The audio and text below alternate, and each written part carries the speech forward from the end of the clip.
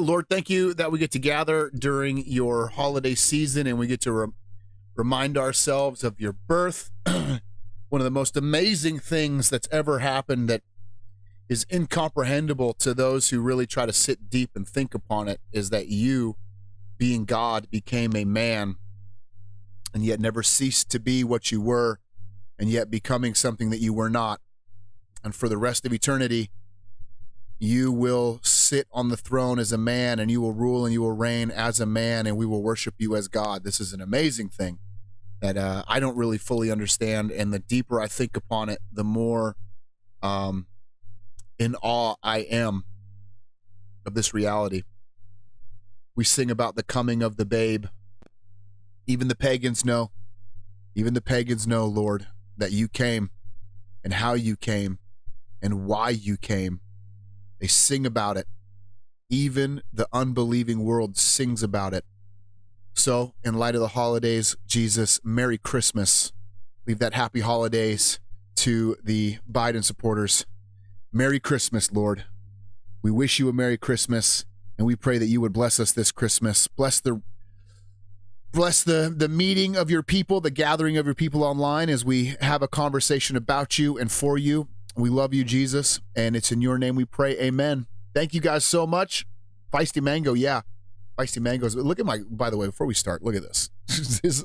The closet has become like ground zero for packing for like where we store all of our presents.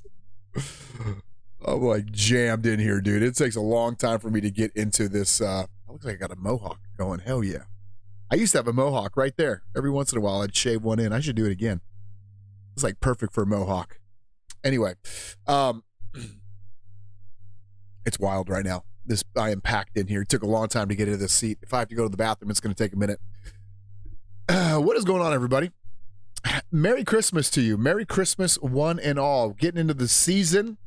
One of the reasons I wasn't able to have an Iron Heel that had revelation is just because this time of year there's so much to do with like kids and family. I was like, dude, I don't have time to research and study, and I didn't really want to hop into it. I like sometimes if I know the passage really well, I'll do like very minimal research. I'm like, I already know what this is kind of talking about. I already kind of know what I want to say and what I want to talk about, and I wasn't even able to do minimal research. I was like, oh, dude, I didn't even have a chance to, like, how little.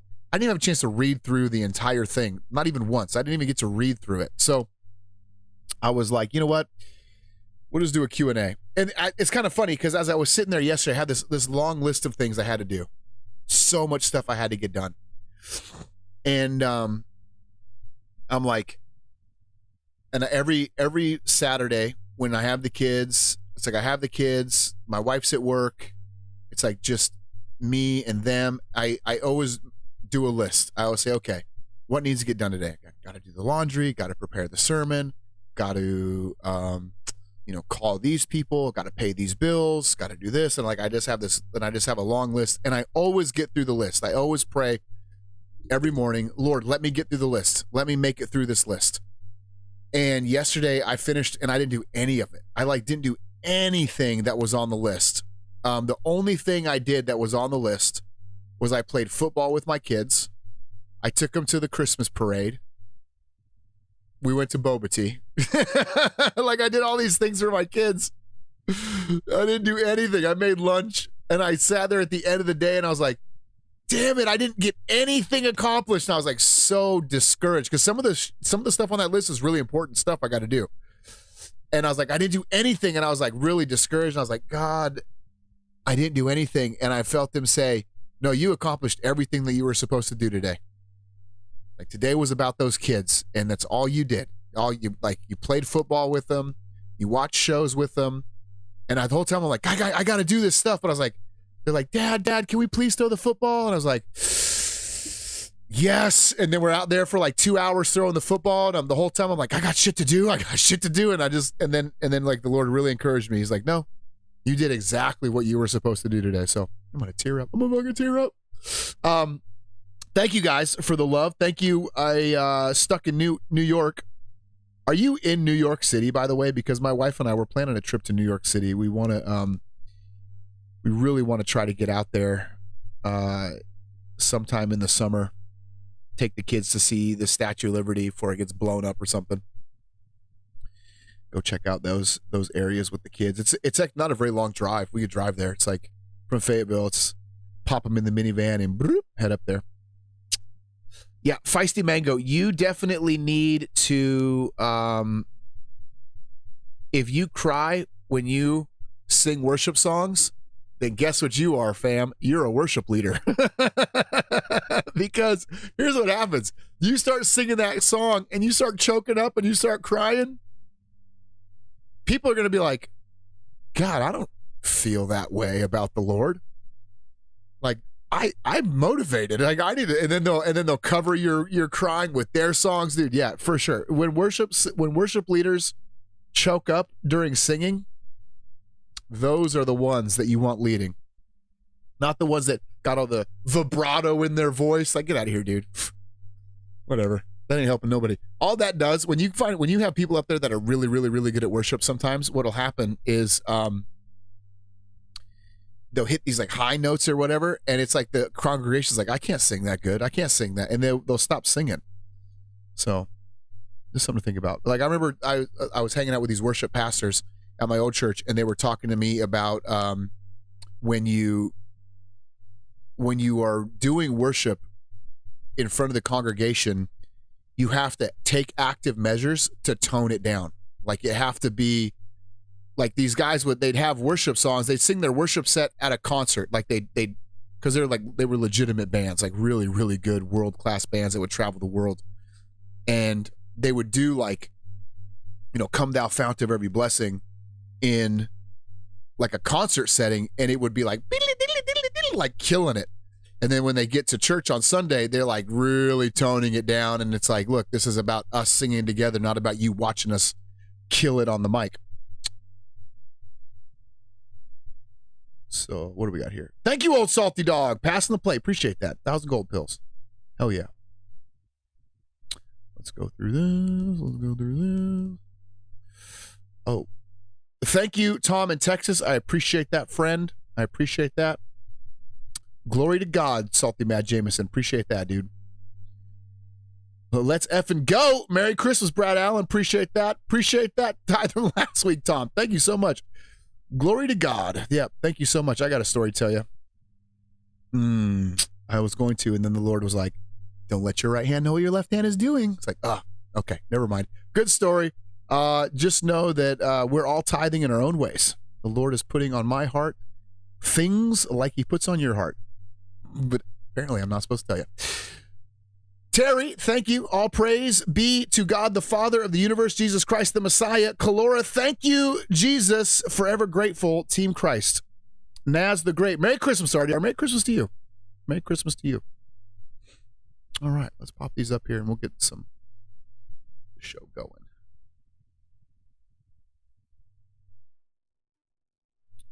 Yeah, dude, it was like yesterday was all for the kids, man. And then we watched this show about like a dad who was like neglecting his family. And they were like, are there really dads like that? And I'm like, oh yeah, buddy, there's a lot of dads like that. And they're like, oh man, I'm so glad that you love us. And I'm like, oh, thanks, buddy. Thanks. Yeah, not all dads are awesome. Even dads like, scroll up to see chat. Okay, what do we got here? Am I missing anything? Let me pop this open so I can grab these on the fly. And again, I apologize. I really intended to do a show that had to do a regular sermon today. It just, that was one of the things, and it's just like, it did not happen. It did not happen. And I felt like God is like, no, it's all good, dude. We got other plans. You ain't running this ship. You're just my tool. So blame him. I had all intentions. I intended. Do you have any favorite Christmas songs? Yeah, dude. I like O Come, O Come Emmanuel. I think it's a really cool one. When you can sing that in a way where it sounds old. Like I I like Christmas songs. So when it comes to Christmas songs, Blankets, I don't like Christmas songs that are new.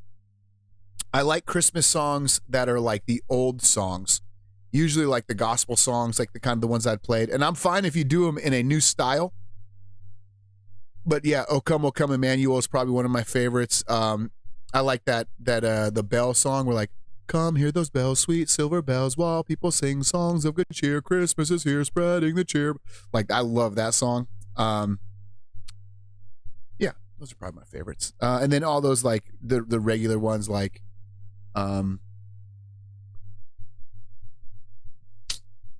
what's another one? I don't know. It's like the ones that are the Jesus flavored ones, the old school Jesus flavored ones. Yeah, they're like the hymns, Feisty Mango. Yeah, the hymns, like the Christian church hymns. Those are my favorite. My wife, and this is I don't know if this is like a Southern thing, but she plays the Mariah Carey Christmas album. I didn't even know what that was. Like, I never heard of the Mariah Carey Christmas. Because here in the South, that's like considered traditional Christmas music. Anathema. May it be damned to hell. I hate that album, dude. Every year that album comes out, I'm like, I hate this. What is this music? It's not Christmas music. Yeah, that shit ain't going to the New Jerusalem. We will not be playing that in heaven. I'll tell you right now. I'll tell you that right now. Make sure I'm not missing anything here. Almost didn't make it. Car broke down. Sorry about that. Be great dad for a day. 1, 2, boom. Yeah, that's hey, Salty Mad. That's exactly how it was. Like, and it was like all this stuff. I kept doing it. Like for example, the Airborne Museum is right down the street from me. Like the Special Forces Airborne Museum, and it's free. Like, it doesn't cost any money. We've been there a million times, dude. We go there like anytime I'm bored. I'm like, let's go to the museum. It's real small. We run through that thing in like 3 minutes, 4 minutes. And we were coming back from the parade, and I was just like, hey, let's do this. And they're like, no, Dad. And I was like, no, this is what we're doing. And even though we've been there like a million times, we loved it. I think as my kid was watching, my oldest, he's old enough now to where he can watch like Saving Private Ryan and Band of Brothers. So we're watching like Band of Brothers now. And he's like, he's seeing like, Currahee. That's what it is. Like, he's like, oh, like, you know, when the in the Battle of the Bulge where the general replies to the German general, nuts. He's like, nuts, that's from the show. I'm like, yeah, that show's all real life, dude. And he's like looking at the Jeep now, and he's like looking at the plane. He's like, oh, I get all this now. It's like, yeah, it took you 12 years, but you get it now. So that was real fun. Oh, don't miss any of this. Don't miss anything. Boom, boom, boom, boom, boom. All right, here we go. Let's go through this. Make sure I'm not missing anything. Yeah, you guys have anything you want to talk about? Hit me up. We will talk about it. 6 train stops in New York. Yeah, I've never been to Jersey. We went on a trip to Manhattan, and I freaking loved it, dude. Lower East Side. Like, the fact that there was like graffiti all over the place, I was like, yo, fam, this is my spot. This is my spot. I love me some graffiti. RDR's favorite is Mary, Did You Know? Yeah, so dude, that song makes me so angry. I'm like, yeah, Gabriel told her. Gabriel told her. What do you mean, Mary, did you know? How about Mariah Carey? Do you know the Bible? How about that? Let's sing that song. Mariah, do you know? Yeah, Gabriel told her, your son will sit on the David's throne. Your son is the Messiah. Yeah, he knew. Jada, thank you. Passing the plate. Appreciate that. Terry says, RDR, one of my customers in Texas told me his wife watches you. She says, even though he cusses, he's good. God bless. Land Speed Racers. That's awesome. That's awesome. The cussing thing is weird. It like throws people off a lot. And it drives me crazy because I feel like that's one of these things where I'm like, man, you guys need to mature. It's like, I've been in that debate many, many, many times. I've never lost. I've never even come close to losing. I've never even been in danger of losing. I'm like dominant in the ring. I'm like, no. Let's have this conversation. Usually what happens is people just get upset because they're like, but they can't defend why. It's like, this bad. This is not, you should do it. Wait, why should I? You just shouldn't do it. Why? Because it offends people. Well, so to speak in the gospel, that offends people. The fact that I'm doing this on the internet offends people. The fact that I think boys and girls are girls, that offends people. Like we don't stop doing things just because it offends people. That doesn't make any sense. You're gonna have to come with some more sauce than that, playa. But then what's cool is the good people can see through it. So like it sort of becomes this filter where it's like it like sends all the religious people away. You know, it's like if you're a Pharisee or a religious person, you're like, no, I can't listen to him. And I'm like, haha, sweet. That's one filter. But if you have ears to hear, even if you're like, I don't like that, like this girl is probably thinking, she'll sit there and be like, I don't like that, but man, everything else is awesome. I want to listen to what he has to say. And that, to me, I'm like, I like that barrier. That barrier protects me in what I'm doing, because I'll tell you right now, I've never had any problem with atheists. I've never had any problem with Muslims. I've never had any problems with any like weird quasi-Christian group. I've never had any problems with Hindus. All of my problems, all of them have come from quote unquote Christians. So yeah, I love that filter. She's like, if I offend you, good, go away now. Thank you. Thank you. Appreciate that. I will receive much praise and glory. I don't need it from you now, Pharisee. What do we got here? What do we got here? We want to talk about God. Yeah, I know for sure. We do want to talk about God. There you go. Let's talk about God. What's the best Christmas gift you've ever gotten?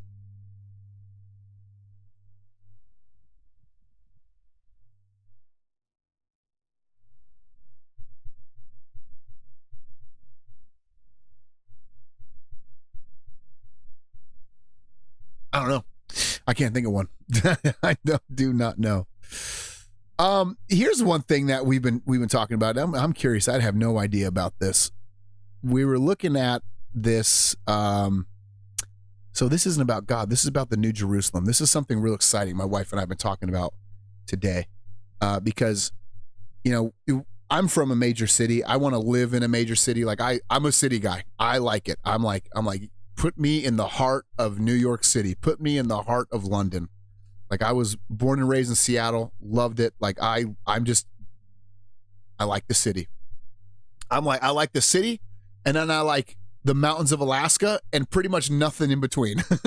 I'm like, either put me where Bigfoot lives or put me in the middle of the densest population that you can find. Like that's where I'm from. You know, my wife likes that too. She really loves being in the city. So we were looking at these houses. She's like, man, just to rent a house in New York, we're looking at like, she's like showing me stuff. And she's like, this is like 10 grand a month. And then she goes, the New Jerusalem is going to be way better anyway. And I was like, yeah. So we start talking about the New Jerusalem and this concept that he says, I am going to prepare a place for my disciples.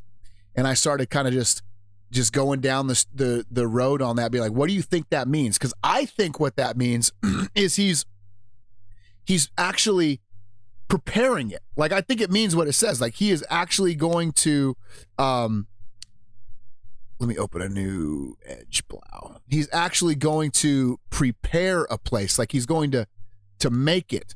Like, he's like, trees don't grow in one day, right? He's like, no, I'm going to grow it. I'm going to grow the culture. Right now, we find out in Psalm 24 there, because she's like, who's living in that city now? It's like angels. Angels live in that city. They're the ones who are saying, when Jesus says, open up, O ancient gates, that the King of Glory may come in. They're like, who is this King of Glory?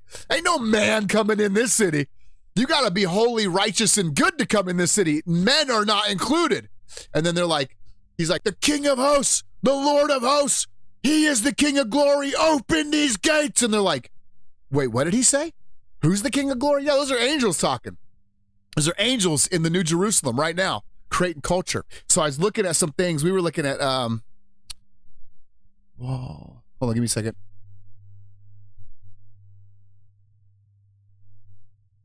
I'll pop some of these up and you can see some cool stuff. No, obviously I'm not going to be able to find it. Where is it? Okay, you're an idiot. Walls don't grow.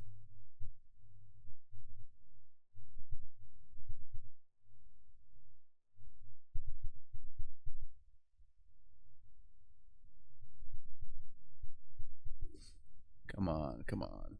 Where's this thing? Isn't it funny? Like, I found this so easy when I looked it up with my wife, and now I'm sitting here. So what is it? It was tree.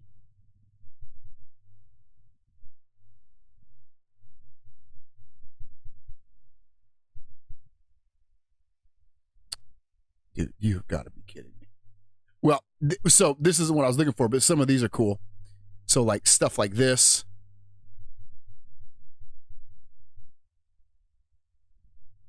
Right? You can't do that. That's got to grow, right? You got to grow that thing, but that's not even the cool one. Let me find a better one. This is all part of worship. We're all worshiping here. Be amazed at the New Jerusalem. For 2,000 years, he's preparing this place for his disciples.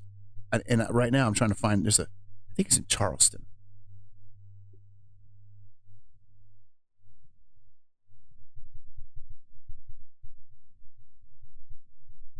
You got to be kidding me. Why is it so hard to find? Okay, one last shot, and then I'll show you some other stuff. Okay, so it's going to be tree.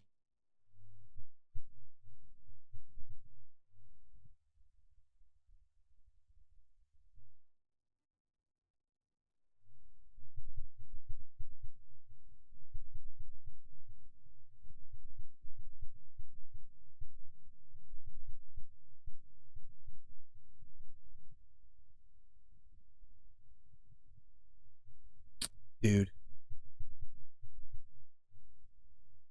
Anyway, there's a rad fence. Let me if I type in fence. Right. Come on, it's got to come up here eventually. If I type in all the words, eventually it will come up. Okay, well, dude, you're really hurting me right now. What is going on? Schmoogle. Okay, we'll just look something else up. I'm making a point here, guys. Give me a second.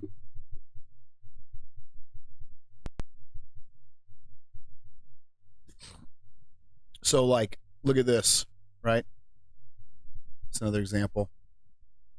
Bam. That's the Empress Hotel. Look, that ivy doesn't grow in one day. You know, you're gonna need to take that was built, and then you have to have time to have that ivy grow up around that thing to make it look that dope, right? It's got to be built. Here's another one. Give me a second.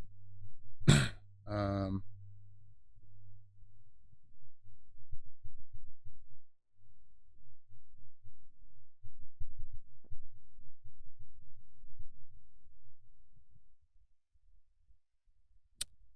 not terrace. Trellis.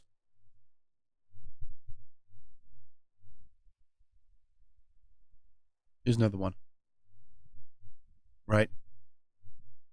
Is the badass Biltmore section, the trellis. Like when they built that, it took lifetimes for that to grow that way and be dope. I've been there. This is dope. And it's it's all over the place. It looks like this. So then you think for 2,000 years, Jesus has been preparing a place for us. There's all types of like weathering taking place and all types of like culture being built and plants growing, and it's, dude, we're gonna inherit an awesome city. Anyway, in my Father's house there are many rooms. Yeah, that's what he says. He says, if it were not so, I would not have told you. Now, I don't believe that. So Brad Allen brings up a point. The quote is, in my Father's rooms, in my Father's house, he goes, I'm going to prepare a place for my disciples. In my Father's house there are many rooms. If it were not so, I would not have told you. Why does he say, in my Father's house there are many rooms? Are we all going to live in one big house? Probably not. We'll probably all have our own section of heaven for us that'll be tailor-made for us. So like, I know I'm probably going to have an awesome koi pond with huge koi fish because I like that. I know there's going to be a jiu-jitsu room. I know there's going to be probably some very specific things. I was like, oh, this reminds me of when I was living in Queen Anne, or this reminds me of this. And like, you know, very tailored to me, like the way the stones are, the way the architecture is, the way the colors, like all of it will be tailored to be like, no, I prepared this for you. This is your room, tailored off of you. But why does he say in my Father's house? Because the way that Jewish marriage worked is you would betroth the wife. So think of like Joseph and Mary. It's like, you are going to be my wife, my bride. And then they would leave. The bridegroom, the groom, the dude would take off and he would leave and he would prepare a place in his father's house for his bride. And from that point on, there's a bit of a game. Like, you don't know when he's going to come back. He's going to come back. And when he comes back, he's like, hey, now's the day. Pack your stuff. You're going with me. Which is exactly the model made for us as we're the church who's considered the bride of Christ. He left. He betrothed us. He said, no, you're my bride. You are my bride. I love you. I'm going to prepare a place in my Father's house for you. That's why he says that. I'll be back. Now, we don't know when. That's why we got to be prepared. That's why there's all those stories of like, hey, there were 7 virgins. There were, and half of them had oil in the lamps. The other one didn't. You don't know when he's going to come back. You don't want to be caught off guard, right? That's what's actually happening. Like, eventually he's going to come back. We don't know the time. And we're going to be like, he's like, hey, right now is the time to go. And then we have the what? Wedding feast of the Lamb, where we become betrothed to him. Not betrothed, married to him. I don't know what that means exactly. I wouldn't take that to the way that you understand how we consummate a marriage. That would be awkward and disgusting, but it's some sort of spiritual union. It also kind of pours into something else my wife and I were talking about. She is not happy that we're not going to be married in heaven, dude. She's not happy about that at all. She's like, no, I think we're going to be married. It's like, no, we're not. We're not going to be married. Like, Jesus is very clear about this. I don't know.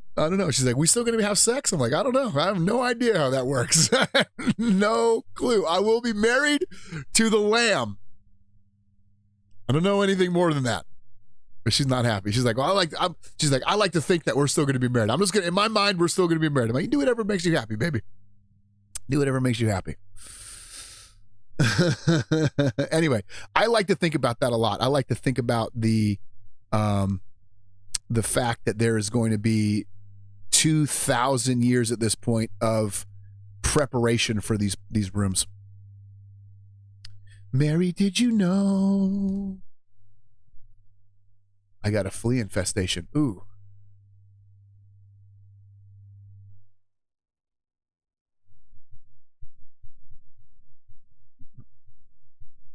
Maybe it's to help you with your humility.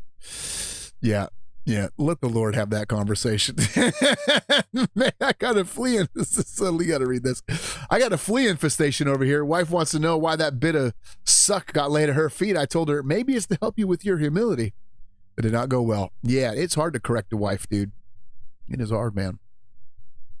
It's like I sit there, and I've said this many times. I'll sit there and be like, Lord, God, this wife you give me does not listen to me. And he's like, oh, I got a bride like that. You know anything about that, Red Dawn Radio? Your bride doesn't listen to you, doesn't take your wisdom and your counsel, wants to do it her own way. God, who else? That reminds me of somebody else. Can you think of who that might be? I don't know. Me? Yeah, stupid, you. I gave you a wife that's just like mine. Enjoy. I never buy Christmas gifts for my wife. Mostly it's because we spend all the money on the kids. I probably should get her something. We don't give, her and I have never exchanged Christmas presents ever. We're always like her and I are one unit, and we buy presents for family and extended family and friends, but we don't ever exchange. I should though. I should trick her.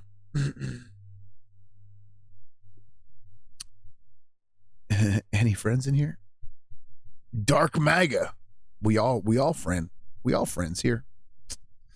RDR, your flock was brought to you. This is who we are. Yeah, I know. It's a really cool thing. 100% the flock was brought to me. That's one of the things that we sit there and I try to tell people the way. So this is my experience when I was trying to do ministry. I tried, and I was, I'm gifted. You guys know I'm a gifted Bible teacher. I know the scriptures well. I'm a really cool guy hanging out with people. I can counsel, right? I'm like, what you would say is like, yes, this guy could definitely be a good pastor at the church. But I was always, because it was like a church setting, I was always like the Christian version of me. You know what I'm saying?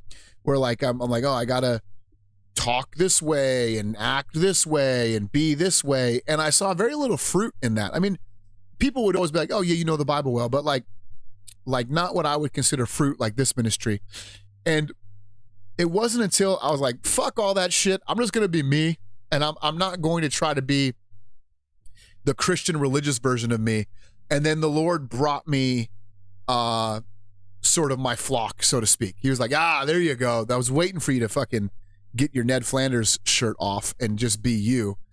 And that's kind of what I would suggest to people. It's like, look, if you feel like you're called to lead the sheep in any capacity, you got to be authentic, dude. You have to be authentic. And as many people as you're going to drive away, because you will, I do, you're also going to attract. This whole time, like, you swear too much. Fuck off then. Go somewhere else. I'm not going to change the way I've been speaking this way since I was 8 years old. I'm not going to change now because your virgin ears are offended. And that has brought like, that whatever. It's like, I don't care. Like, you can't care about sort of, and this is sort of the mistake that maybe I'm wrong about this when it comes to streaming, but I feel like a lot of streamers, they do that. They're like, oh, I need to cater to this audience and my audience doesn't want to hear this. And I got to cater in this way. I got to sound this way. I don't want to offend. And I'm like, good luck. Maybe that'll work out for you. But for me, especially doing long form conversation, dude, I just got to be me. You know what I mean? I just got to be me. Yeah, exactly, Ranger. Can't reach savages talking like a Nancy. Yeah, can't be no bitch talking. They expect to reach the fucking lions out here. They can smell pussycat from a mile away. They're like, I ain't trying to follow that idiot. M337, thank you. God bless all. Thank you so much. Thank you so much. Hunts, what is it? Huntfish dough. God, I hate messing these names up. That's right. Huntfish dough. Love what you're doing. Keep it up. Thank you so much. Yeah. Again, sorry that this isn't like a normal sermon, but you know what? We're going to have a good time. I'll try again. Thanks. Yeah, there you go. It's $11. Appreciate that. Appreciate that. What we got? New Jerusalem. Oh, New Jerusalem. What does it mean? Hey, let's have that conversation. I like it. New Jerusalem. What does it mean? So we'll get this when we're going through Revelation. This is where it comes from. When Jesus returns to the earth, he brings his city with him. It's like a spaceship. It's like what it seems like an interdimensional, intergalactic space station or something. And he like lands it on the spot of Israel where Israel is, and it's called the New Jerusalem. Not the old Jerusalem. That old Jerusalem is ass-ho. It is ass-ho. The New Jerusalem. And what's cool about this city is its square footage is pretty much that of the moon. Some scholars think, I am not one of them, but some of them think it may be hidden inside of the moon. I don't know about that. But let's do New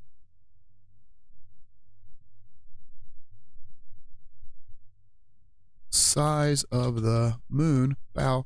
I'm not sure I spelled that right. Yeah. Or if you're speaking your Hebrew, it's Ha-Navi Yerushalayim. Let's compare the size of the moon. You know what? What am I on right now? I was on Goggle and it was giving me way better answers.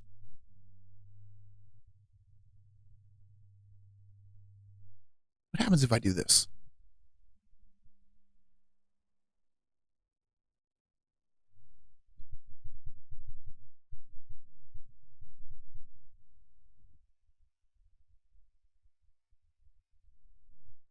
You gonna show me what I want to see?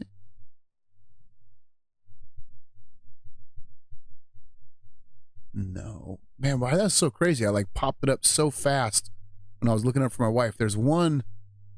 This is pretty dope. See, I picture a lot of stuff like that in the New Jerusalem where it's like, yeah, we built these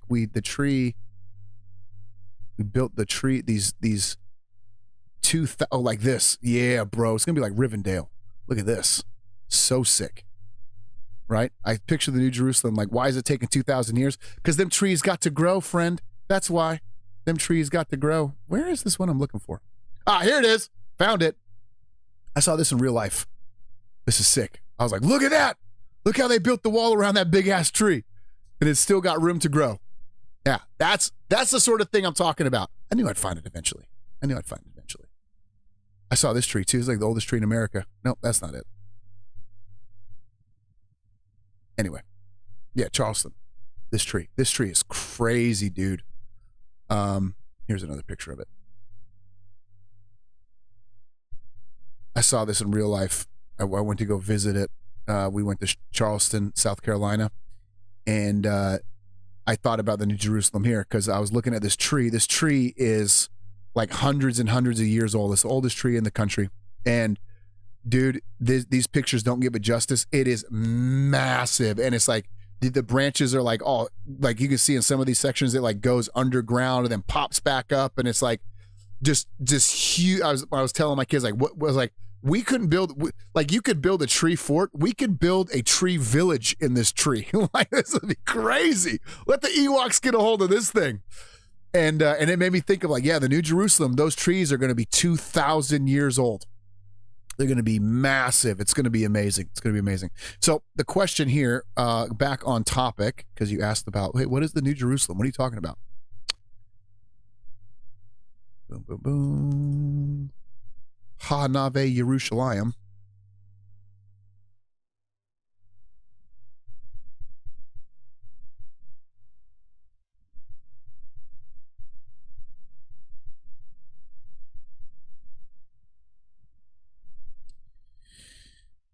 New Jerusalem, as described in the book of Revelation, is approximately, come on, dude, why is this, I was getting so many more.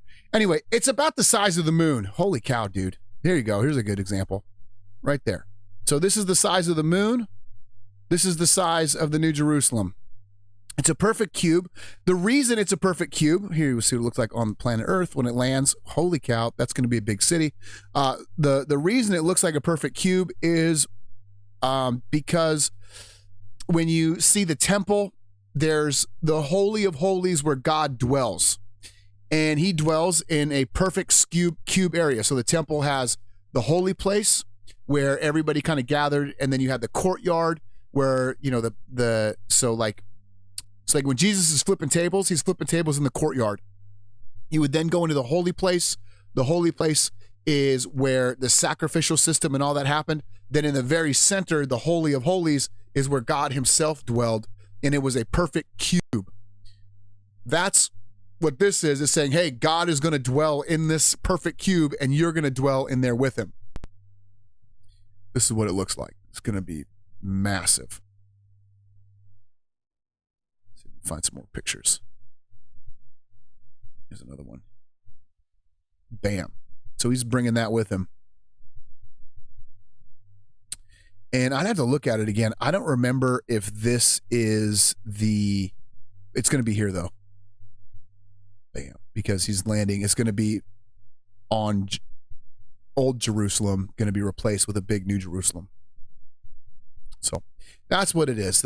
So the idea is we start in this garden and then we end up living in a city. But don't think of it because scholars have looked at this. As a matter of fact, Hazakim has done a rad song about the New Jerusalem, where he's like, look, this place will not be overcrowded.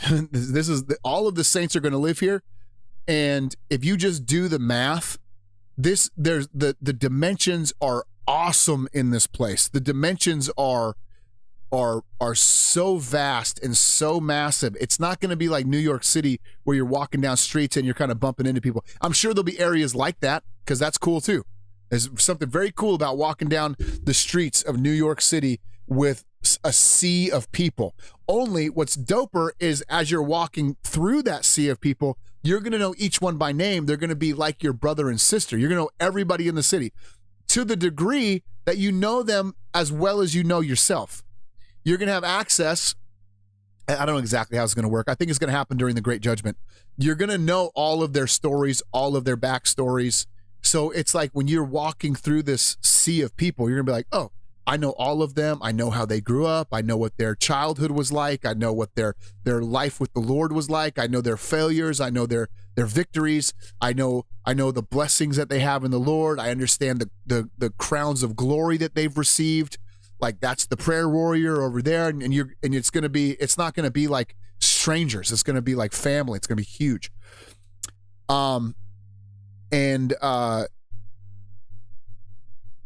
Let's just that's good. I'll have to catch up there.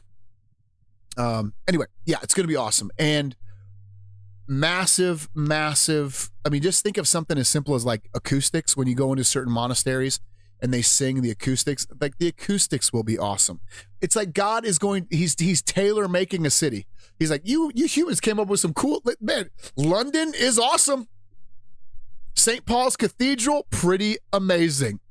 That Leonardo da Vinci guy, awesome. Really, really good job. Let me make a city now, and it's going to be so dope. It's going to be so good. And I believe we're all going to have our own little sections of that city. You're also, I believe, going to be able to leave the city. You're not stuck in that city. That's like imagine you have, like, everybody will have, then this is just kind of how I imagine it. Everybody will have a spot in the city that's theirs.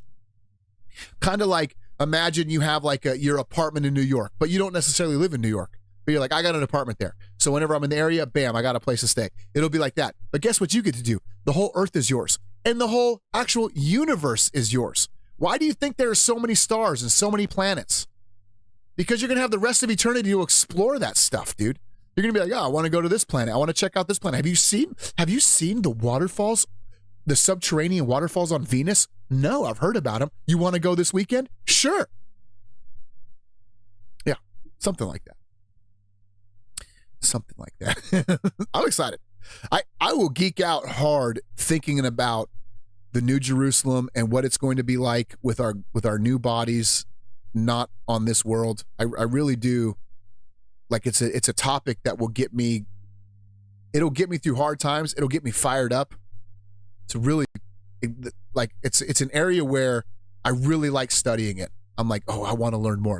And it's like there's not much in the Bible about it. So I get frustrated, like, I want to know more about this place. Like, you will. You'll know. It's coming. Thank you, Bobby Digital. Yeah, I have tried to build a loving family. To me, that is the most important thing. Persian Cucumber, RDR, what book do you recommend for someone's first Bible? So if they're going to have... this could be two questions. The first question may be, what do you recommend they read as their first book of the Bible? John is good, Matthew's good, Mark is good. Those are good. From there, I would go to the book of Genesis, and then from Genesis, I would go to the book of Romans. Tell them to read Romans out loud. For some reason, that helps. Read it out loud, because you'll be like, oh, okay, sort of understand how this works. That's the order I would go for a new Christian. I would start in one of those Gospels. Mark is shorter. So John is best for saving somebody, because it says, we went through it. So the thesis is in it. I wrote this so that you may believe. Okay, well, that's what it's for. It's for helping somebody to believe. So I tell people start in John. Matthew is probably a really good place too. John, Matthew, either one of those. Then from there, jump to Genesis so you can get all the crazy stories. Those two pieces together will help you understand Romans, which is kind of like the systematic theology, or how you should think or how you should understand the Bible. Boom, right there. That's sort of the way that I tell people, brand new people, to go. Now, if your question is, what should they get for the first book as a Bible? You should get this. Blowy.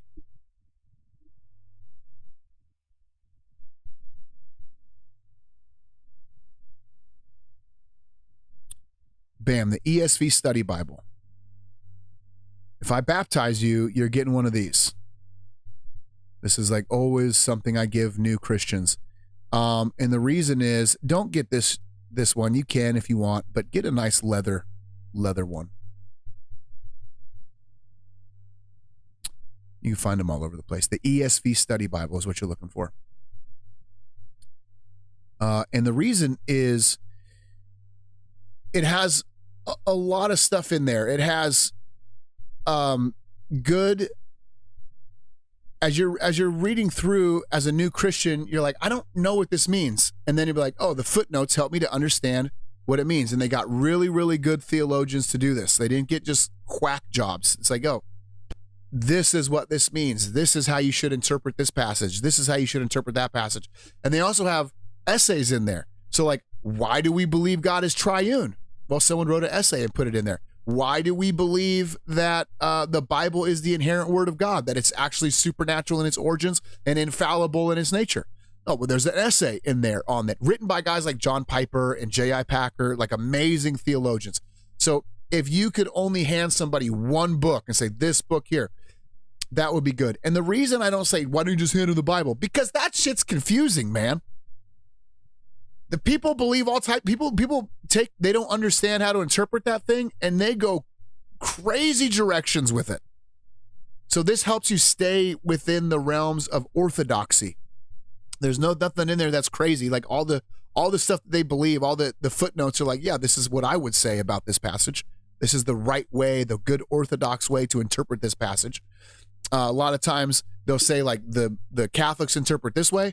Here's why we think that's wrong. Boom, boom, boom. And then like, so that's why I would hand them an ESV Study Bible, because it is like, so there's like the Ethiopian in the book of Acts where he reads the passage in Isaiah and I can't remember who the apostle is, but he goes, do you know what you're reading? And he goes, no, how can I unless somebody tells me, unless somebody teaches me? Exactly. Some of this stuff in the scriptures is hella confusing if you don't know. So that's why the ESV Study Bible is really, really, really good. I've recommended it for years. Like I said, if I baptize somebody, that's what they're getting. I'm going to hand it to them, say, hey, congratulations. Here you go. Here's the last Bible you'll ever need. Where are we at? I used to live in Alaska. I loved Alaska, dude. I loved Alaska. Don't the Muzzies worship a cube in the desert? That's right, because they're Satanists and they try to pervert everything that we do.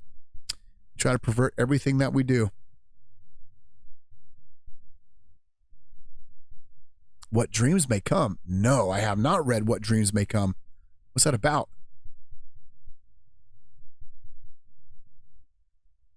What Dreams May Come? How will that cube account for the curvature of the earth? Yeah, I don't know. That is a legitimate question. Maybe it will slam into the earth and it will curve around it. I don't know. Look, when you're talking about stuff like that, I'm like, bro, how am I supposed to know? I wouldn't create a city that was a giant cube. I think that looks ugly. I think it's an ugly looking city. I'm not the one who made it.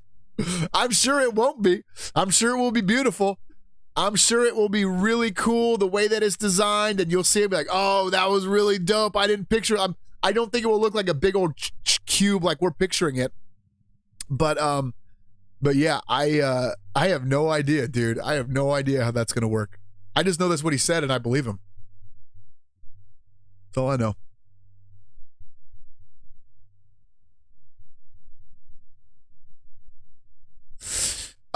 I saw somewhere back when I was studying the flat Earth, the young Earth, that the oldest tree we can find is 2,000 years old. No, excuse me. Oldest tree we can find is 4,000 years old. And it was like an account. The guy was saying, look, that's because 4,000 years ago, there was a big ass flood. And that's why the oldest tree we can find is only 4,000 years old. You would expect to find a 10 million year old tree. Why don't we find any? It's because there was a big ass flood. Thank you, Persian Cucumber. Appreciate that, friend. Appreciate that. The redwoods in North Carolina are around 500 years old. General Sherman tree, a giant sequoia, the largest tree. The age given is a lie. No proof it's 2,000 years old. Probably around 800. Yeah, I have no idea. I'm kind of one of those things where, like, even when we were, so this is the weird part of me. Like, wait, we're talking about this badass city. You're talking about trees. I'm built that way. I don't know why. I would be convinced that when I go to heaven, the Lord is going to be like, yeah, you're a herbologist. You get to take care of trees. I'm like, oh, yeah, hell yeah. Be like an Ent from Lord of the Rings. I'm a tree shepherd. I would love it because I love trees, man. We'll sit there, and my wife was getting so mad at me. We were walking through New York, and I was like, look at that tree. Look at that. Look at the way the branches curve around that thing. And she's like, I don't care about trees, dude. Stop talking to me about trees. There's so much cool shit here, dude. And you're talking about trees. Like, yeah, I don't know, babe. I like trees. I think they're cool looking. So, yeah, I don't know how old those trees are. I just know I like them. I like trees. Hell yeah. Jesus is. Do you guys know about St. Nicholas, right? St. Nicholas is dope. You're going to like Santa Claus a lot better once you know this. St. Nicholas was at the Council of Chalcedon. I believe it's the Council of Chalcedon. Someone could look that, fact check for me. He was at maybe the Council of Nicaea. Pretty sure it was the Council of Chalcedon. And they were doing battle against the Gnostics, right? The people who hold to this kind of funny theology about secret knowledge and secret wisdom and blah, blah, blah, blah, blah. And St. Nicholas is famous for fucking wham! Punching one of them dudes square in the fucking chiclets. I love it. Knocked this Gnostic right on his ass. And they're like, St. Nicholas, dude, you can't beat up the Gnostics. It's like, fuck these guys. That's Santa Claus, boys. That's Santa Claus. Go look it up. I ain't making that up. Yeah, Mrs. Salty Motorhead. Trees are awesome. We might move because we're outgrowing this house. We're like, well, I'm like, babe, this house is way too small for us. Like if you go into my room, it's like we had to turn the bedroom into the closet. So it was like clothes racks, like all over the place. It's like clothes everywhere. The kids' rooms are like just stuff stacked. And we're like, God, we don't have any room. We're like in this little house with this big family, this little house. So we're looking to move. And I had bought this badass, cherry blossom tree and planted it in the backyard. And I was like, wherever we move, I'm taking the tree. She's like, I don't care where we going. I am going to take that tree with me. I love that tree. I'll sit under that tree. When it starts to bloom, I'll sit there by myself under the tree and just hang out under the tree. Like, what is dad doing? Fucking dad thinks he's a samurai, fucking contemplating life and death and shit underneath the cherry blossom tree. I don't know what he's doing out there. Yeah, that'd be dope. An old ass Bible would be very cool, Brad Allen. An old ass Bible would be tight. One of the real thick ones with like a latch on it. Favorite Christmas movies? I like Die Hard, obviously. Not really. I like Die Hard. You know what I really like a lot? And my kids refuse to watch it with me because it's lame. I like the old stop motion Rudolph the Red-Nosed Reindeer. I like that one a lot. Because like, no, we're not doing it. Council of Nicaea. Okay, that's what it was, the Council of Nicaea, yep. A feisty interaction between Nicholas and the heretic Irenaeus. That's right, that's what his name is. The historic Council of Nicaea. Okay, it wasn't Chalcedon, it was Nicaea. Yep, that's tight. That is tight. Punch that bitch in the mouth. I love it. People are like, there's like, church history is full of these cool characters, but like good civil Christians don't talk about them. There was one pastor, this Southern Baptist pastor in Louisiana in like the early 1900s who like, he was speaking out against the corruption in government, and the government sent an assassin to get him. And he talked the dude down. He's like, hey, look, dude, you don't want to do this. And he tells the assassin, leaves his office, then comes back. He gets a change of heart, gets his gun, comes back, and the pastor, bam, fucking blasts him right as he comes through the door. I'm like, we are dope. We are like I remember being so happy about that. And then everybody else is like, why are you so excited? I'm like, that's fucking awesome. Why are you guys such cucks, dude? That's awesome. He said, look, I will give you peace. I will give you love. Here's your opportunity. Leave, repent. Okay. And then the guy comes to the door. Yeah, then he fucking shot him dead. I fucking love that story. They could not get it though. They were like, man, you're way too happy about that. I'm like, yeah, I love that part of it. I love that. Hell yeah. Die Hard is a Christmas movie. Is 100% a Christmas movie. I will not hear, and you know, people will say, well, Bruce Willis doesn't think it's a Christmas movie. Yeah, Bruce Willis also voted for fucking a bunch of Democrats last few elections. I don't trust his judgment or opinion.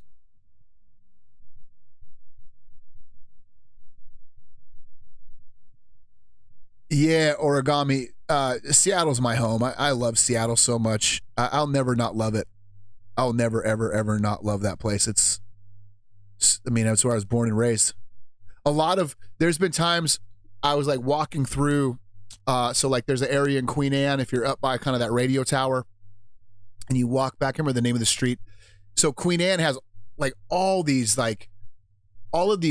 it's a huge hill, and all of these roads are connected through like what look like hidden little stairwells that are like really, really, there's like 200, like 300 different stair sets in the neighborhood of Seattle, and they're all connected. Like, so like if you want to go for a run, people just run the stairs. Like there's all these routes where you're running stairs and stuff, which is kind of fun. But there was one next to my house, and it like, you know what? I'm going to try to find it. And you'll be like, oh, yeah, he likes trees. Let me see if I can find this.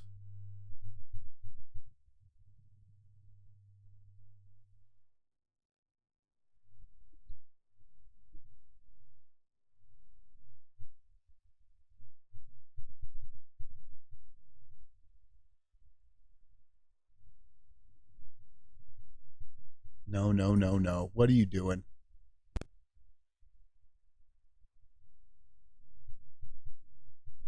Apparently Queen Anne stairs are, oh, like this is sick. Oh God, I can't even do this. I'm gonna like be so sad. I'm not there. I'm like, oh no, this is so hard to see. Oh, I miss it so much. I miss my home so much. I fucking hate you commies. I hate you communists so much. I miss my home so much. Like, this is so sick. The wall here, there's like this rad ocean wall. Oh man, I used to run this thing all the time. So this is one of the areas I prayed, because this ocean wall, like it's hard to, this is sick. This whole thing is sick. These like green things that are popping up for these lampposts. And I remember praying like, Lord, in my section of New Jerusalem, can you build something like this for me? But I'm trying to show you this, my favorite stair set. See, there it is. It gets sick, dude. A little tucked away places like this all through that neighborhood. There's one where I wish I could remember the name of the street it was on.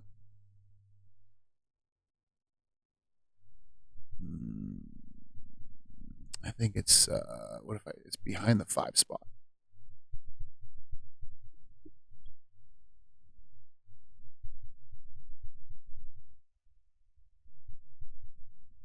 Let's see if that helps. Dude, I'm obviously not trying to get. This is biblical here. I'm not just doing this because here it is. So this doesn't give it a lot of justice, but this is the stair set. It comes down, and then it wraps around this huge tree, and then keeps going down. And if you hang out there, and sometimes people like hang like lanterns and stuff from the tree, and it's beautiful. It's so, it like, this doesn't do it justice. It's so beautiful, especially the right time of year. And I remember sitting on this, climbing up on this tree and praying like, Lord, in my section of the New Jerusalem somewhere, can you put this stair set? Like, can you make something like this to where I go, oh, this is like the Queen Anne stairs. Like, maybe connect part of my mansion with this. Like, I don't know, but do that. Pray those things. And I believe that he's going to sit there and he's going to remember. He's like, yeah, I remember when you prayed that. I remember when you prayed that prayer and you loved that little. Because this, I'm telling you, this doesn't do it justice. If we were there in real life, I remember showing my wife this. She's like, I don't want to see a fucking tree on some stairs. I'm like, baby, just trust me. We're on our way to the restaurant anyway. We got to walk down some stairs. Instead of walking down the road, we'll just go this direction. And the second she kind of went around the tree, she's like, "Oh, this is awesome." I was like, "Right? It's awesome. It's just hidden. Like almost nobody knows it's there." So, so I pray that, like, Lord, when you build my section of heaven, put this there, make this be here, you know. And I do believe, like, for 2,000 years, he's preparing a place for his Seattle, for his disciples. Seattle's not coming back. You guys, don't do that. Don't break my heart. That's okay. See, this is why, like, you will make me cry on camera, but then I tell myself, no, because the New Jerusalem is going to be so dope. I'm going to look at Seattle and be like, I remember that wasn't that cool. That was like living in a little village somewhere. It's going to be way better. It's going to be way better. It still does make me sad. Wizard, thank you so much. Better late than never, friend. That's a good idea. Yeah, if you have any prayer requests, throw them in the comment section. I swoop them up after, and I have a little document here that I pray for. Like, for example, I'm still praying for the Angrish Ginger, talking about the spiritual pagan that you're dealing with in your family. I'm still praying for Aunt Jan and Sandy. Salt the Old Fart. I don't know how your pre-op test went, but we were praying for you. Or I was praying for you. So yeah, I got all that stuff in there. All those prayer requests, I keep them.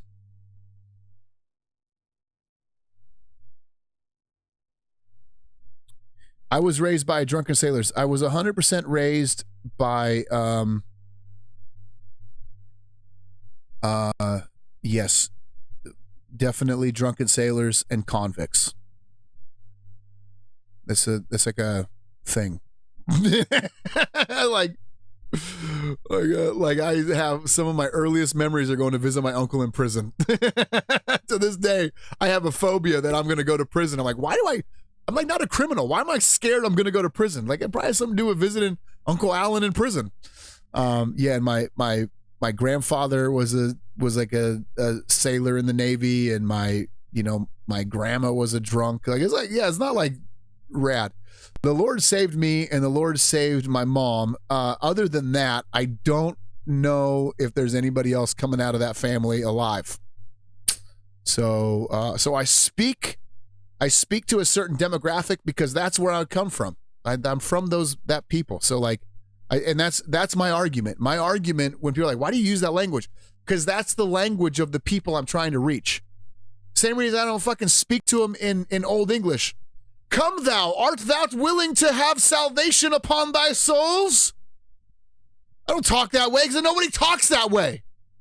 I talk in the language that God has given me, that I have spoken my whole life, speaking to people who also speak that language. That's the theology behind why do you use those words? Because everybody else in the fucking country uses those words. All of Western civilization speaks the way I speak.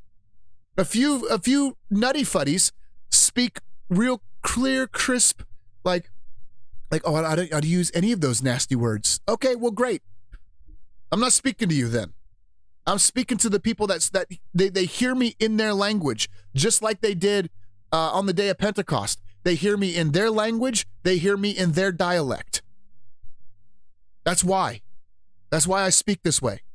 Because the people who God has called me to call out to understand this language. It's the same language they speak. And it's not sinful. That's the big thing. You guys are like, some of these guys get so, it's sinful. No, it's not sinful. That is worldly thinking. You need to have your mind transformed by the scriptures and set free from worldly thinking. That is not this worldly to think certain words are sinful. What is your definition of sin? Because it's not good. Have you ever heard of the Bible tree theory? All mountains, I have heard of this. All mountains are the remains of old pre-flood trees that the angels cut down. There's giant rocks jutting in the mountains in Colorado. So I just recently was turned on to this, and it has to do with the old earth, not the pre-Noahic deluge, right? What do they call it? The pre-Noavian era. The pre-Noavian era, I think is what they call it. Yeah, the time before Noah's flood is all the fancy way to say that. And yeah, they had huge trees. I do not know if all of those are big trees. Some of them may be big trees, probably not huge like the way that they're saying, like, oh, it's like, dude, you're talking about a tree that would reach out of this planet's atmosphere. Like, that's a huge tree. Some of those other ones, they could be stumps of trees, Nats, and I think they could be. The smaller ones could be. Here's an interesting thing. We found Noah's flood, or excuse me, we found Noah's Ark. We've known about it. So I think it's in Assyria. We've known about it forever. It's not at all hidden. And there's it's so well known and so old that the Crusaders on their way to Jerusalem would pass by there as a pilgrimage, and they wrote graffiti on it. Like, you could still find the graffiti from the Crusaders. They'd be like, yeah, here's Noah's Ark. There are these huge ballasts that were there, that were like, they're huge stones where it looks like they were drilled into or something, so that a rope would be held on, like would hold, like go through them and stick to the outside of the boat. And people would say, no, Noah's Ark wouldn't have that. You could never sail. Well, he ain't sailing anywhere. Like, it wasn't the goal of that ship. Those would be great to stabilize the ship in rough waters. And those things are huge, like the size of a house. And there's a bunch of those around that area people think are part of Noah's flood. The dimensions are all there. And here's what's fascinating. There is something there made of wood. Here's what's fascinating. The wood has no rings in it.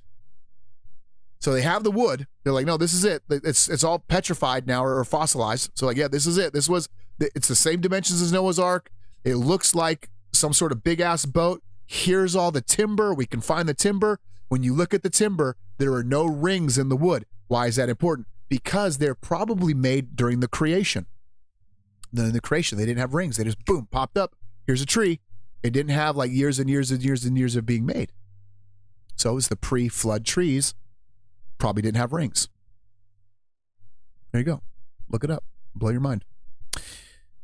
Skyscrapers aren't falling off the earth, I'm saying. You guys still talking about you guys still talking about I don't know about, look, I just know that's what it says, and I believe the Bible. So I'll let him figure out the math. I mean, we'll be teleporting and stuff. There's all types of weird things that are going on. We'll get to it. We're heading that direction in the book of Revelation. What is this? That's funny.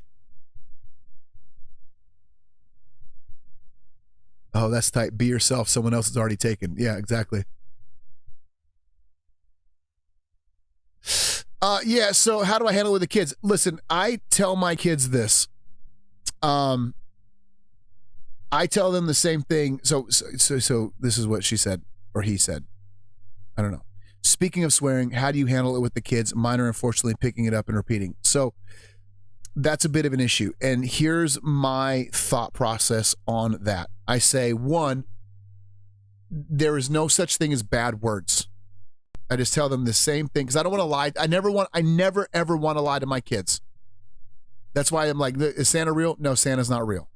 I'm not going to tell you that, hey, there's this magical creature that comes down the chimney and loves everybody and gives free gifts, and then tell you about Jesus, who's basically, in your mind, a magical creature that enters your heart, loves everybody, and gives free gifts, and then find out, oh, that one's a lie, but this one's real. Like, that's just setting me up for failure. So I'm like, no, Jesus is real. Santa Claus, not real. Easter Bunny, not real. Tooth Fairy, not real. It's all fake. Like, I'm never gonna lie to you kids. So I take that philosophy of truth above everything, and I put that into, now there's certain times they want to know, like, hey, where are babies made? Hey, you ain't old enough for that conversation. But I say, okay, here we go. Bam. Oh, a feisty mango. This is crazy. We'll get to that in a second. I'll sit there and I'll say, there's no such thing as bad words. And I'll give them the same arguments that I give you.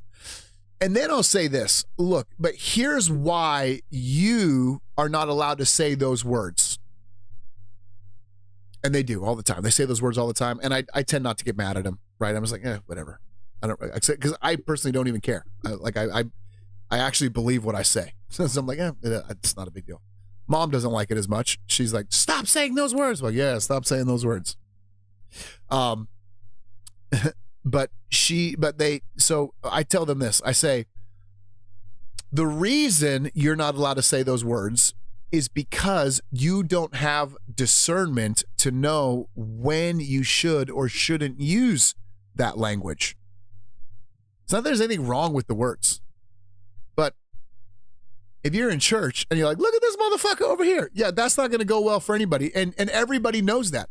And it's not, and it's just, there is a level of appropriateness. There's a reason Donald Trump will call somebody a motherfucker, but not do it at the State of the Union address. There's clearly times, right? It's not a sin to smoke a cigar. Probably shouldn't smoke a cigar while I'm preaching. Probably shouldn't smoke a cigar as I'm addressing the Congress, right? There's different things.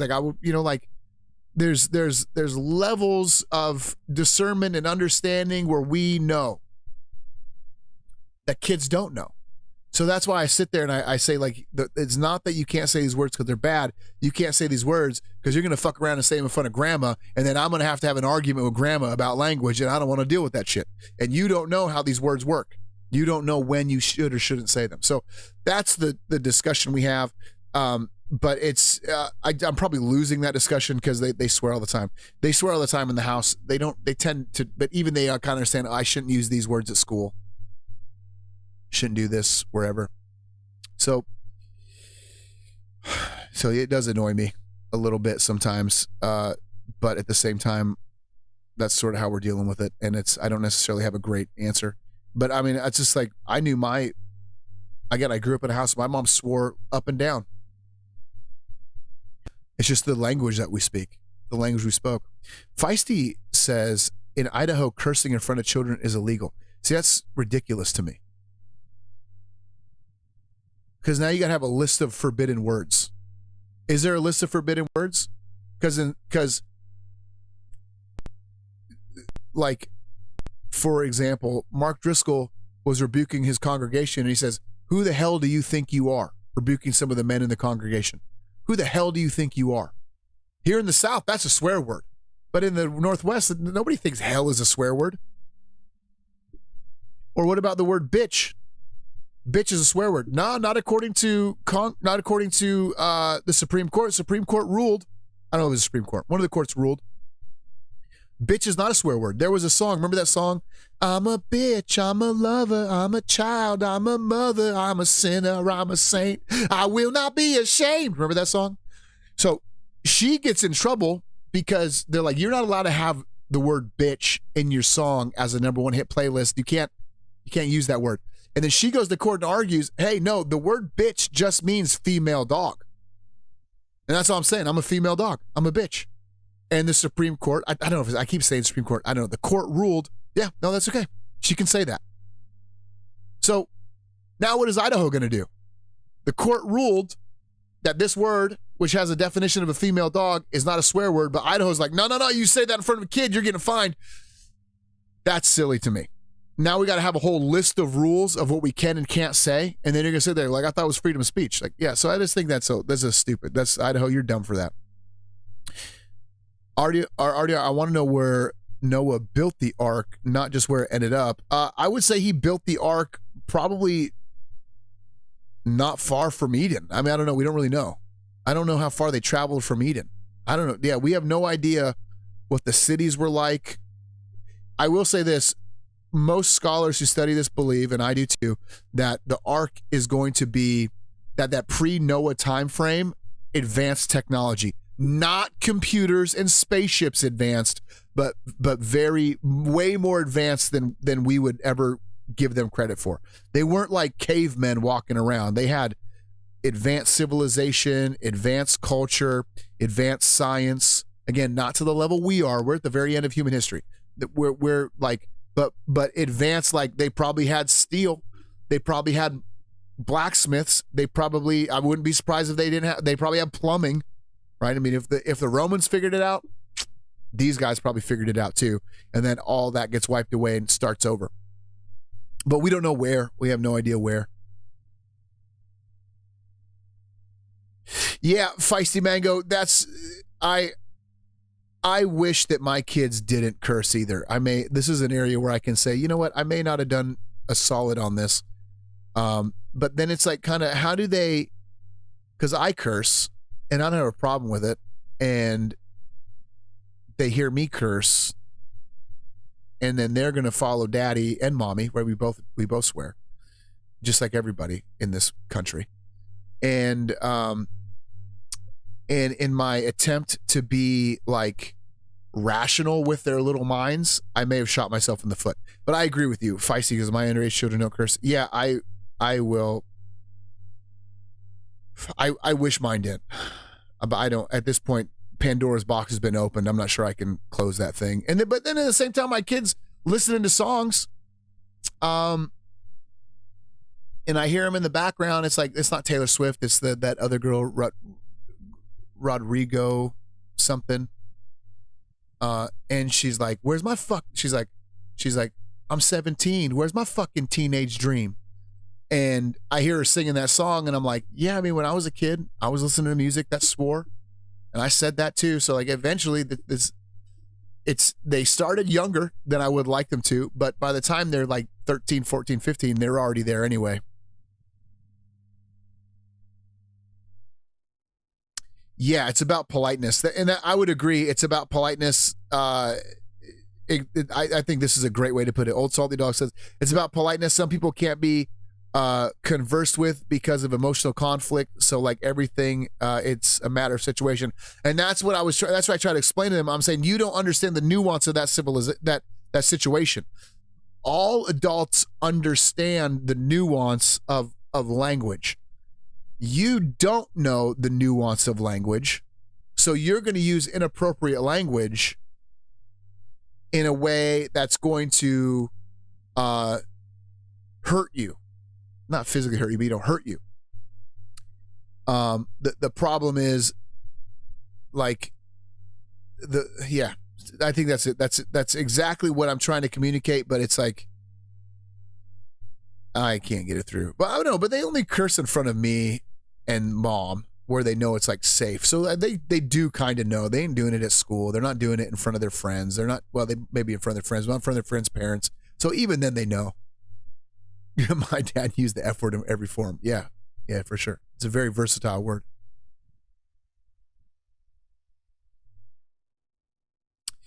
Yeah. My kids, luckily, they love Christian rap.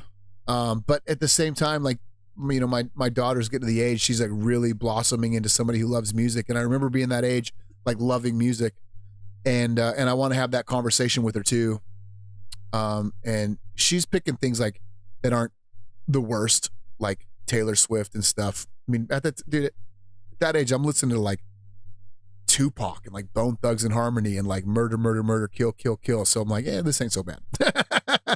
This ain't so bad. That's funny. Yeah, see, there's different people. I've still never cussed in front of my parents out of respect, and I have a potty mouth. Yeah, see, my mom cussed in front of me, so it's like not even a big deal. I'm obsessed with crystals. I have them all over the place. It's weird. I mean, I don't think you can put magic in them and shit. Like, let's steer away from that conversation. But like, it is interesting. Like, I saw this thing where people were like rubbing crystals together and they would light up. I don't know if that was like real. Very interesting.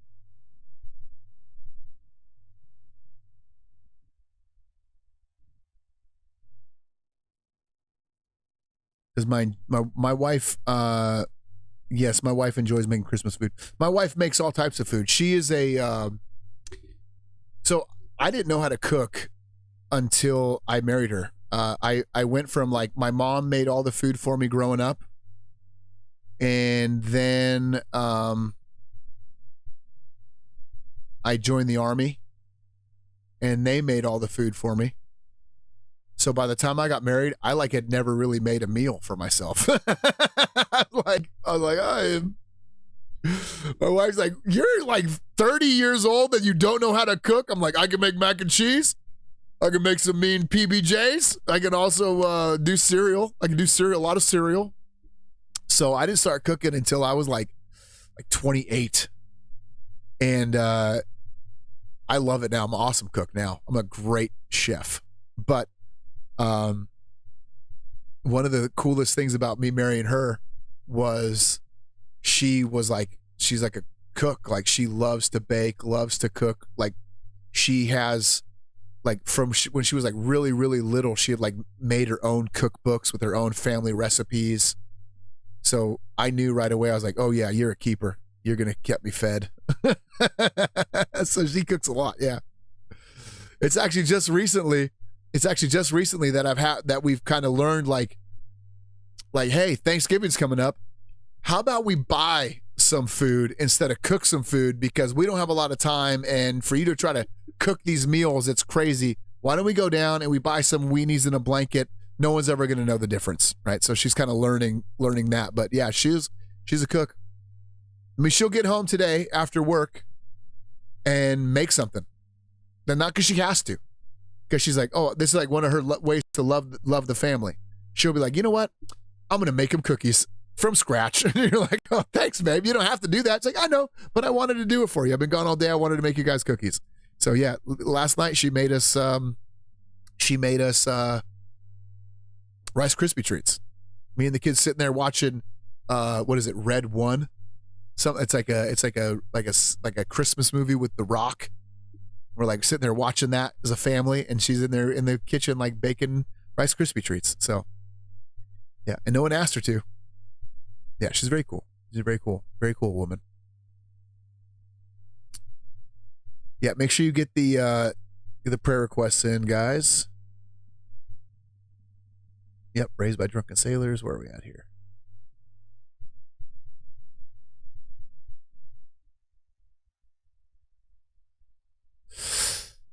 Yeah, I don't know. So I've seen Arm Kevin. He said the moon isn't as big as the New Jerusalem. We won't be able to contain it. I just saw this thing. I just know that they're roughly the same size.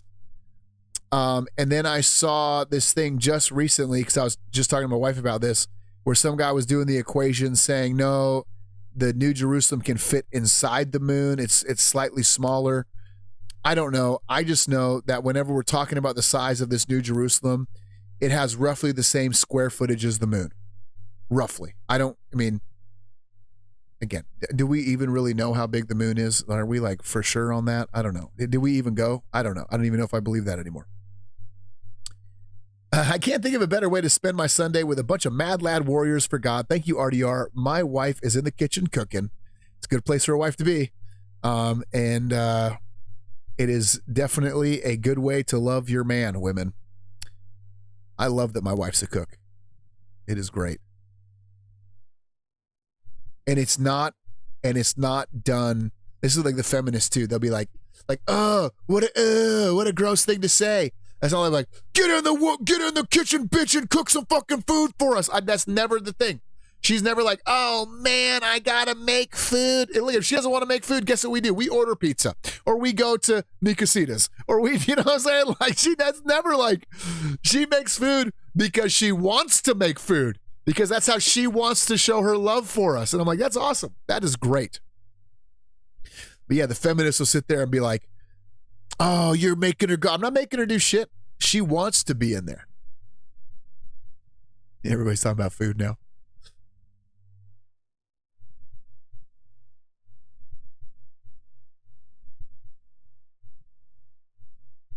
How'd you guys get on growing crystals? What are you talking about?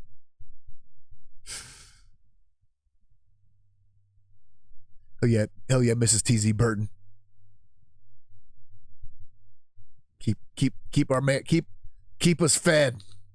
It's about to get cold in the winter. We need a lot of calories.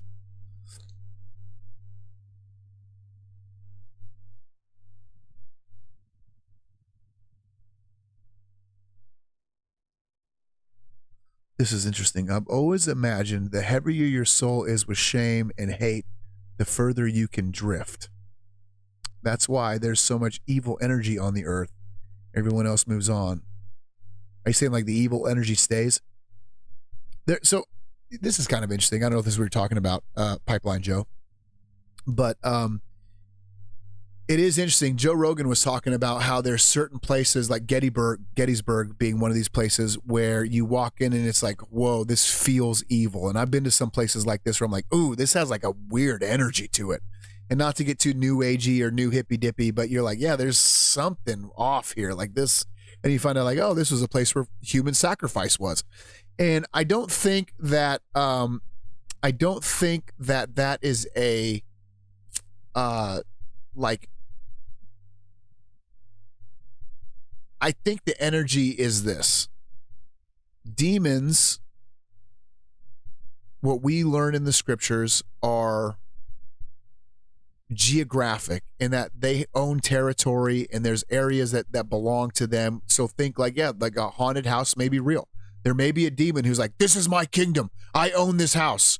A certain amount of doors were opened, a certain amount of sacrifice and evil was done here that now I claim this house as my mini kingdom. And we're like, oh, the house is haunted.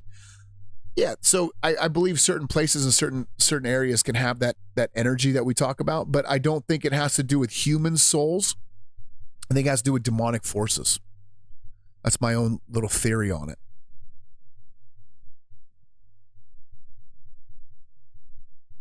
Oh, Feisty Mango. Did you see that thing with the experiments with, yeah, water's a weird thing. She's saying water has a memory, the saying bad words and good words. There's one experiment where the person, like, I don't remember what it was. They like showed a picture of like a thumb or like an animal and then to the water, and then as it froze, like if you looked at it, like made that same shape. I don't know. There's crazy experiments with water. What are your thoughts on Orthodox Catholics using focusing on Mary? I think it's not awesome.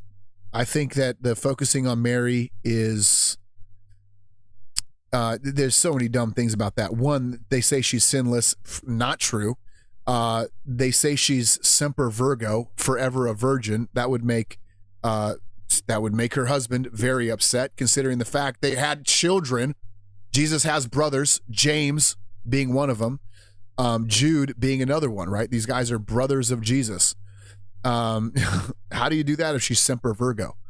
And I don't know where it comes from, this like veneration of Mary, but it's not in the scriptures. It seems very foolish to me.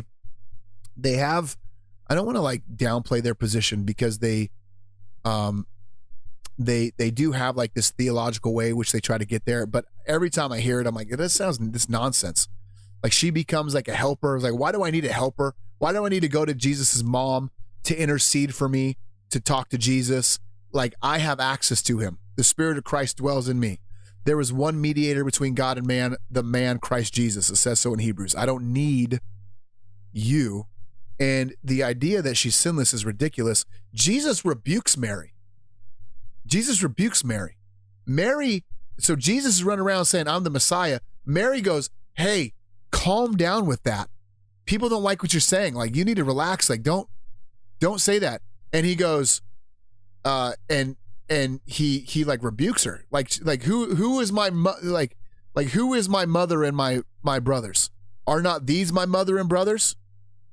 That's like a shot at Mary. He's like, hey, like even his own, and the point is like even his own mother rejects him at one point. So don't tell me she's sinless. We get an account of her sinning in the Gospels. Yeah, the whole thing is silly. The whole thing is absolutely silly. Pray to Jesus. You don't need to pray to Mary. It's a weird thing. It's super weird.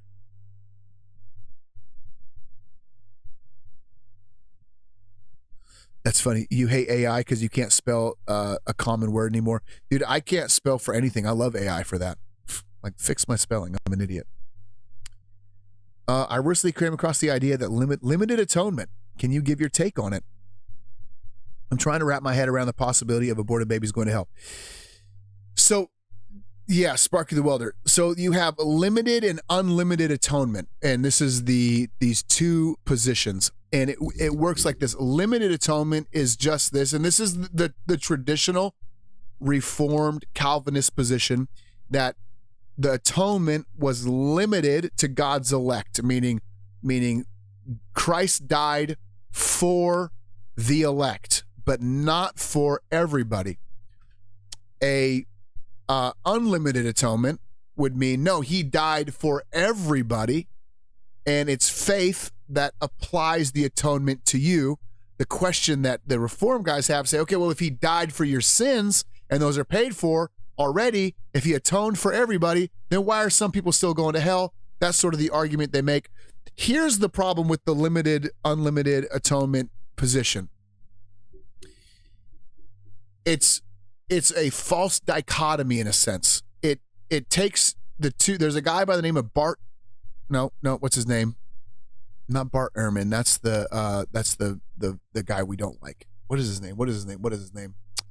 Give me a second. I got to look it up. He's a teacher at Southern Baptist Theological University. His name is, if you want to look into this.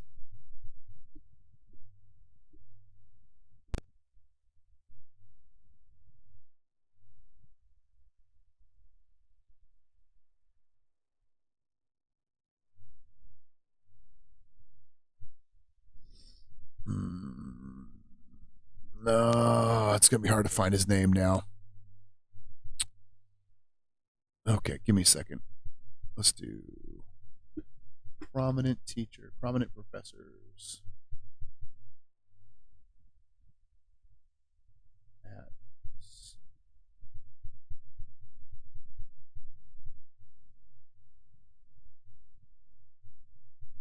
What is this guy's name?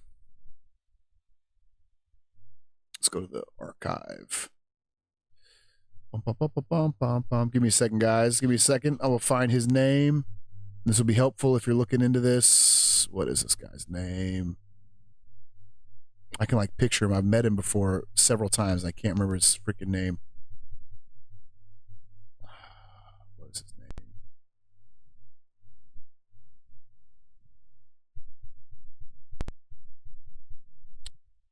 Maybe he doesn't work there anymore. Well, that's annoying.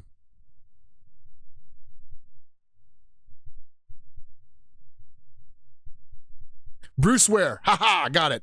His name is Bruce Ware. BRUCEA Ware. WARE. And he is at the Southern Baptist Theological Seminary.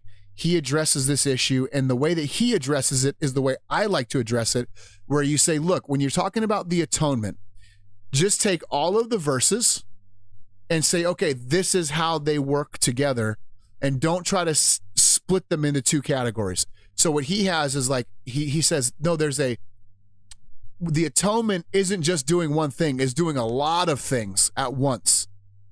So, it may even be applying the doctrine of common grace to people, right? Like there's be all of these different things that may be being applied to the atonement, because there are passages where it says he died for those who so for example, the famous passage in 2 Peter, they deny the master that bought them.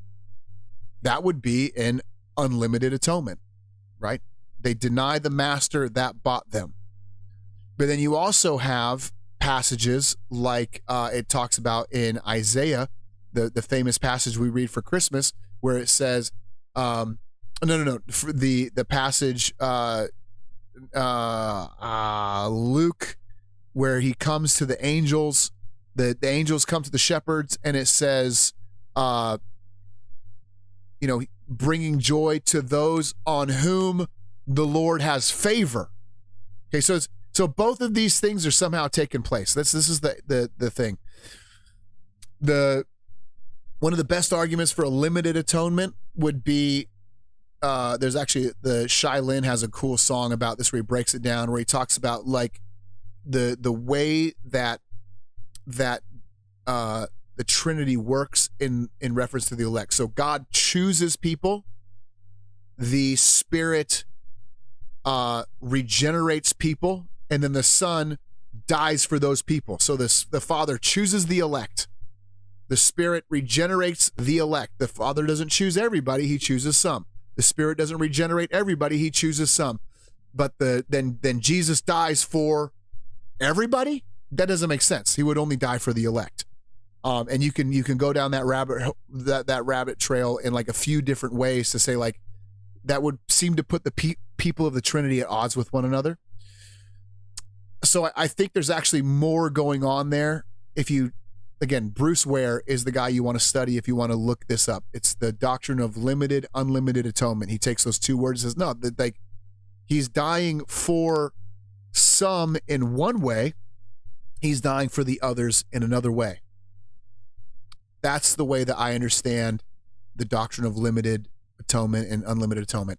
It's important to note that John Calvin actually holds a position the way Bruce Ware does. So Calvinism is, we use the word tulip, total depravity, unconditional election, limited atonement, irresistible grace, and perseverance of the saints. These are the 5 doctrines that make up Calvinism. They're all kind of linked together. Problem is, Calvin himself didn't actually believe in limited atonement the way that it's presented by Calvinists. He's like, no, that's for the same reason I don't, and for the same reason Bruce Ware doesn't. You're saying, unfortunately, there's a lot of Bible verses that seem to contradict that L portion, that limited atonement portion. So that's a good way to sort of get your mind going on how that works. Hopefully that made sense. It seemed like there was a lot of theology, just we're like talking about trees and shit, and then all of a sudden like blah, we're like hitting some high level stuff.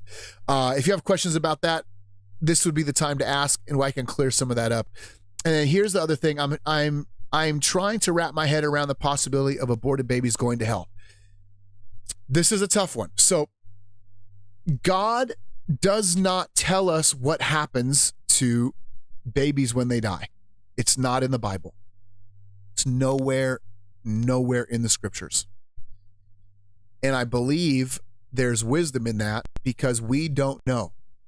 We don't know what he's going to do. If you say that babies that die go to hell, guess what you've done? You have just you've just made it hard. How would you ever counsel? How would you ever counsel a mother who had a baby die in childbirth? Like a good godly mother. How could you ever give them counsel? Yeah, it sucks you lost a baby. Good news is they're going to spend eternity in hell. Like, dude, you would never be able to counsel them. The other side of that is if you sit there and say aborted, or if you sit there and say, well, babies that die, all of them go to heaven. Well, now you've just become the biggest proponent for abortion. If the Bible said that, I would have no problem with abortion. I'm like, you kidding me? They all get to go to heaven? Because if they come out of that womb, they could go either way, dude. They could go to heaven, or they could end up, messing this up and going to hell. But if they get a free ticket to heaven, well, then yeah, obviously abortion is awesome. So the Bible doesn't tell you which way to go. It doesn't. It's purposefully quiet on this subject. And here's the way that I counsel on this when I'm talking to that when I counsel people on this. We don't know how it works, but we do know this: God is good and God is just. And I'm not going to ask you to I'm going to ask you not to be concerned with where did my baby go. That's a fruitless endeavor. There is no way that we can know, and all that's going to do is bring